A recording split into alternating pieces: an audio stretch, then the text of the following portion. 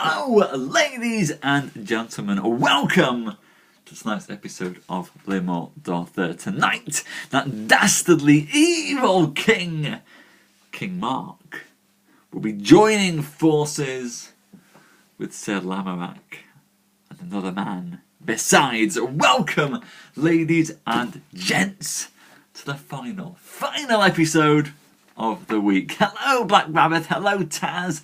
Hello, Marissa. Hello, Diana. Hello, Julie. Hello, Roger. Come in, guys. Welcome. Hello. It's good to see you all. It's good to be here as well with you. Oh, hello, Queen. Hello. Come in. End of the week. Hey, guys. End of the week. We got to the end of the first week of January. And we're all in one piece, which is good. Hello, Marissa. Hello. Come in. Wow. Come in, everyone. Come in. Hello. Sit yourselves down. Hello, Ahmed. Hello, Can. Hello, Div. Come in, guys. Welcome. Hello, Karen. Karen's here. Come in, Karen. Come in. Welcome, everyone. It's Friday. I'm very excited for Friday. Fun week of work. That's taken it out of me. I'm hoping that come next week I can feel like I'm settled into a nice routine again. But I'm absolutely knackered by the end today. Yes, I've got you. You guys are keeping me going. You're bringing the energy. You hearts sharing. That's where the energy is coming from. Caffeine has stopped working at this point in time. Hello, Rosie. Come in. And hello, Nick. Welcome, guys. Welcome! How is 2016? It's 2016, isn't it? I keep thinking it's 2015. It's 2016. How is 2016 going so far, everyone? I hope 2016 is going well. I'm very excited. But I think 2016 will be a good year. I'm excited to be putting out a load of content and sharing different types of stories and poems and things on Periscope. That has got me in a great mood. Okay. I can take a cue from that, Rabbit. Okay, we'll keep it positive. Well, I'm certainly looking forward to sharing some good stuff, keeping it going. We'll just say it's good, shall we? If we say it's good, at some point it will be good. Let's go for it like that. Well, tonight's story is good, so let's get into it. We have been telling the tale of Sir Tristram, what's the phrase? The most faithful knight in all the realm. Faithful to the code of chivalry, perhaps not so much to women. Sir Tristram, my favourite knight, second greatest fighter after Sir Lancelot himself, has been exiled from Cornwall after being caught in bed with his true love, who just so happens to be the wife of the King of Cornwall, King Mark. Don't, though, ladies and gents, feel bad for King Mark here. For King Mark, as a king, if Sir Tristram is perhaps the most chivalrous knight in all the world, King Mark is one of the least chivalrous of all knights. Oh, he's a ruffian! He's a terrible knight indeed. King Mark, ladies and gents, is a jealous, spiteful, angry and weak king. He married Tristram's true love because he could, because he was the king, and he could order Tristram to deliver her to him as a bribe. Did she? Smiting for goodness! Smite them, Queen! Smite them all! We haven't had any trolls yet in a while, touch wood. Gonna get loads now, aren't we? But well done, Queen, for smiting. King Mark, this weak, bitter king, was always jealous of Tristram for the way that he had with women, was always jealous of Tristram because he was so mighty in battle. And now that King Mark has exiled Sir Tristram, and that Sir Tristram in exile has found fame and fortune as a knight who has done great deeds, now King Mark's heart has become black with rage and anger, and he sets out from Cornwall towards Camelot to try and assassinate that good knight Sir Tristram.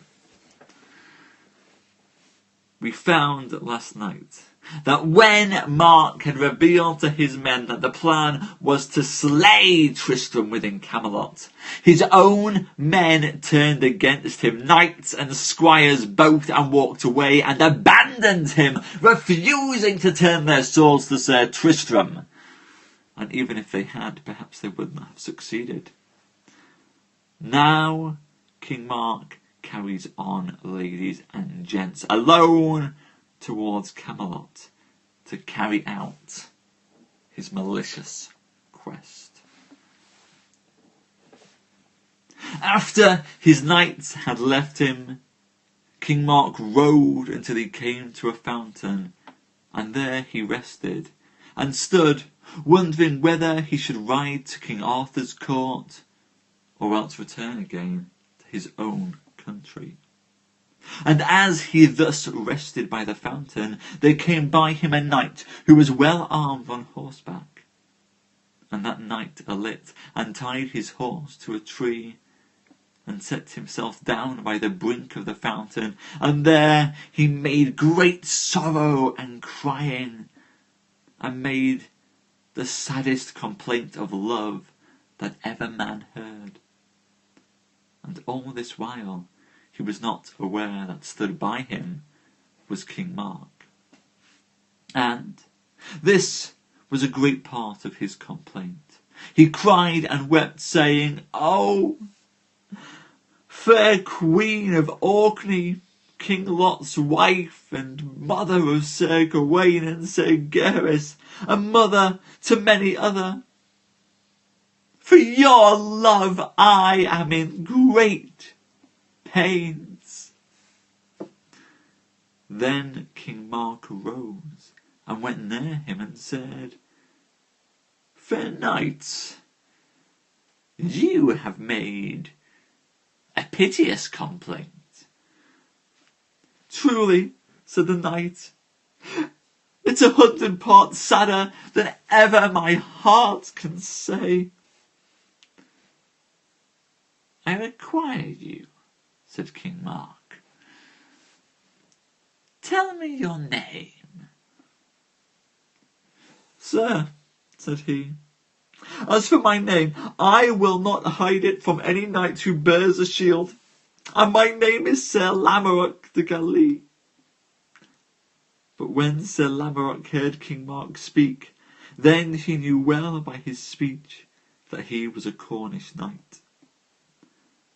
"Sir," said Sir Lamorak, "I understand by your tongue that you are of Cornwall, and in Cornwall there dwells the most shameful king that is ever now living, for he is a great enemy to all good knights, and he has proven that well, for he chased out of his country Sir Tristram, who is the most worshipful knight that is ever living, and all knights speak of Tristram's worship, and it was for jealousness of his queen that this man, this king, chased him from his country.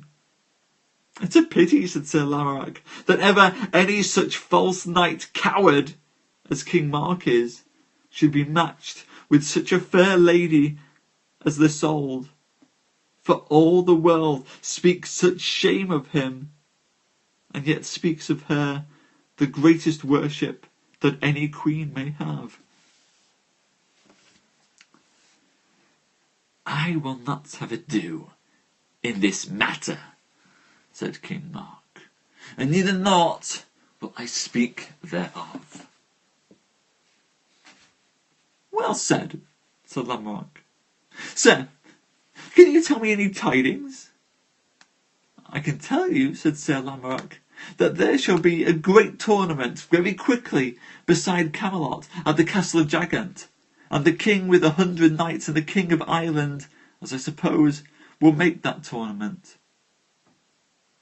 Then into the clearing there came a knight who was called Sir Dinadan, who saluted them both. And he knew that King Mark was a knight of Cornwall, and he reproved him for the love of King Mark 1,000-fold more so than did Sir Lamorak. Then he offered to joust with King Mark, and King Mark was fully loath to do so, but Sir Dinadan pushed him so that he jousted with Sir Lamorak, and Sir Lamorak, he smote King Mark so sore that he broke on his spear end over his horse's tail. Then King Mark arose again and followed after Sir Lamorak, but Sir Dinadan would not joust with Sir Lamorak, and he told King Mark that Sir Lamorak was Sir Kay, the seneschal. "That is not so," said King Mark, "for he is much bigger than Sir Kay." And so he followed and overtook him and bade him to wait. "What will you do?" said Sir Lamorak. "Sir," he said, "I will fight with a sword. For you have shamed me," King Mark said, "with your spear." And therefore those two men dashed together with their swords, and Sir Lamorak suffered him and forbade him. And King Mark was passing hasty, and he smote thick strokes, for he was one of the noblest. Thick strokes. Sir Lamorak saw that he would not stint, and waxed somewhat wroth, and doubled his strokes, for he was one of the most noble knights in all the world. And he beat him so on the helm that King Mark's head hung nigh on the saddle bow. When Sir Lamorak saw him fare so, he said, "Sir Knight, what cheer? It seems to me that you have nigh your full of fighting. It would be a pity for you to do any more harm, for you are but a mean knight. Therefore I give you go, to leave and go wherever you want." "Thank you," said King Mark, "for you and I are not matches." Then Sir Dinadan mocked King Mark and said, "You can't match a good knight in a fight." "As for that," said King Mark, "the first time I jousted with this knight, you refused him." "Think you that's a shame on me?" said Sir Dinadan. "No, sir, it's ever worship of a knight to refuse the thing that he may not attain. Therefore your worship had been much more to have refused him as I did. For I warn you plainly, he is able to beat such 5 men as you are, and myself. For you knights of Cornwall are hardly men of worship as other knights are, and by cause you are no men of worship, and you hate all men of worship, for never was bred in your country such a knight as is Sir Tristram, who you have now exiled." Halfway, ladies and gents, through tonight's show, King Mark, keeping his identity secret, has come across Sir Lamorak and then Sir Dinadan, both of whom have told him what a vile and wretched king King Mark is. And King Mark, who has disguised himself in order to assassinate Sir Tristram, has been forced not just to listen to them tell him what an awful king he is, what a wretch of a human being, and how the rest of the realm hates his guts. He's also had to suffer the indignity of fighting with and being sorely beaten by first Sir Dinadan on horseback and then Sir Lamorak on foot. And now it seems that these knights go on to Camelot, where within 3 days a great tournament will be held.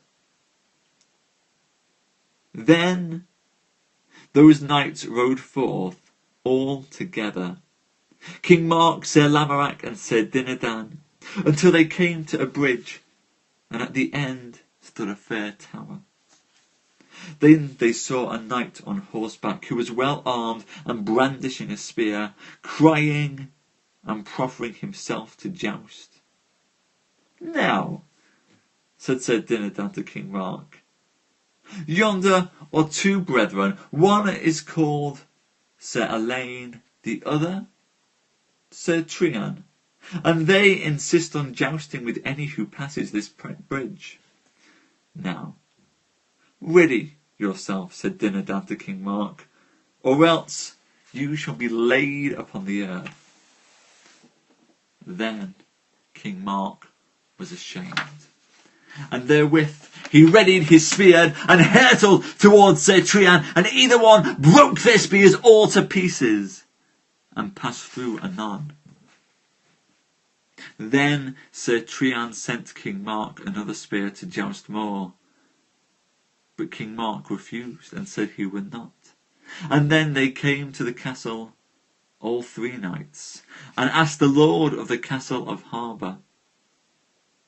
You are welcome, said the knights of the castle, for the love of the lord of this castle, whose name is Sir Tor le Fee Ari.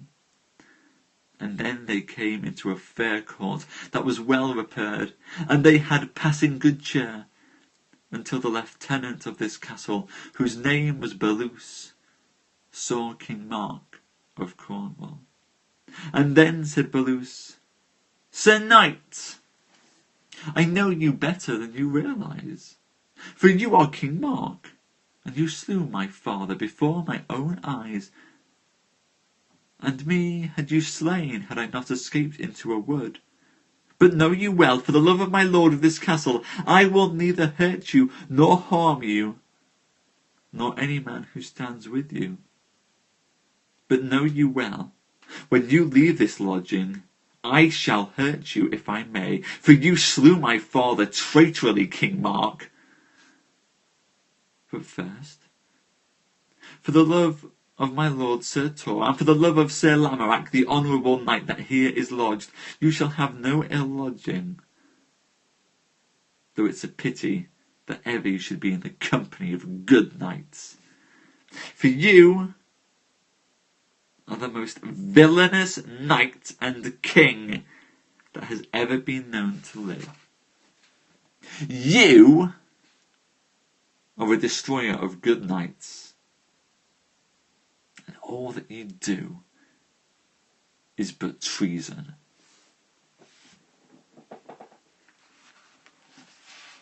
King Mark is discovered, ladies and gents. He has come across in a castle where he had taken safe haven Sir Berlus, who once was chased out of Cornwall by King Mark after King Mark had treacherously slain Sir Berlus's father. King Mark is now known. Though while he waits in that castle, Sir Berlus will have no anger that comes upon him. No dreadful sword will seek his neck. But as soon as he leaves that castle, Berlus will hunt him down and have vengeance upon him. And that is what we will start next week with, ladies and gents. Sir Berlus will have his vengeance upon King Mark. Prepare to die indeed, Julia. Prepare to face your mettle. And don't forget, ladies and gents, King Mark is hardly the bravest or strongest of knights. He beats folk by treachery and catching them off guard, and in the old days by sending Tristram to do his bidding. Maybe King Mark will never get to Camelot after all. We shall find out. Fist pump, Queen. Fist pump indeed. Oh, I like it when we get to these stages in the book. I like it when we get all of this adrenaline in the story. This is why I get out of bed in the morning I get out of bed to work. But then I come home to do this stuff because it's so much fun. Monday's story will be awesome. And hello, Trish. Hello, Rogers. Hello, Richard and Karsha. Welcome, guys. Welcome. We will have to wait. We will have to wait for Monday's story. Bless you, Marissa. Bless you. You got through an entire thing. Well done. I hope you enjoyed it. I thought it was a good episode, this one. Monday's episode is going to be frankly epic. So I cannot wait for Monday's episode. It will kick ass. There will be smiting. There will be jousting. They'll be coming together like thunder. And all the stuff that I know you guys love and that I love as well. King Mark will meet his match. That treacherous, hated king. You almost feel sorry for King Mark, don't you? That's it. Deepness and fights and a bit of comedy as King Mark gets made fun of by every single knight he comes across. None of them realising that they are slagging off King Mark to his face. Which is wonderful. It makes me smile. It makes me smile, at least. Anyway, tomorrow, ladies and gents, we have a birthday in the room. And so, although we won't be doing this tomorrow, tonight, for Black Rabbit, I will be reading some Baudelaire for Poetry Now. Not Poetry Now, Poetry Live. Poetry Now is the other thing. For Poetry Live, for Rabbit, because it's her birthday tomorrow, we'll be doing some Baudelaire tonight. So, ladies and gents, thank you so much for coming to tonight's show. I really, really hope you enjoyed it. Sorry for those of you like Trish who came through at the end there, and Marta and Harsha. Please, tonight's episode was fun. If you enjoy the enthusiasm, if you enjoy a story being told with tales of daring do and smiting left, right and centre, do go back and watch the replay, or else come tomorrow. Not tomorrow, come Monday. Every weeknight at 9 o'clock UK time, I read these tales, and they are jolly good fun. So thank you so much, everyone who came tonight. Thank you, Roger and Black Rabbit and Julie, Taz, Marissa and Karen and Rosie and Marcella and Harsha and Trish and Marta. Thank you, guys. Until then, Queen, what you have to do, well, if you're going to ask for homework, first of all, you guys need to take photos of any items that you want me to read on Poetry Live. That's it. So I need photos of the ingredients on the back of things and the messages on the back of household products for me to be able to read them. That's one thing to do. The other one, anyone who manages to weave a tapestry between now and the end of reading Lamorak depicting all of this gets super, super cool points. That's it. Yeah. If you're going to ask for homework, let's work on a tapestry or send in pictures of stuff for me to read out on the show. It translates to swords. That's awesome.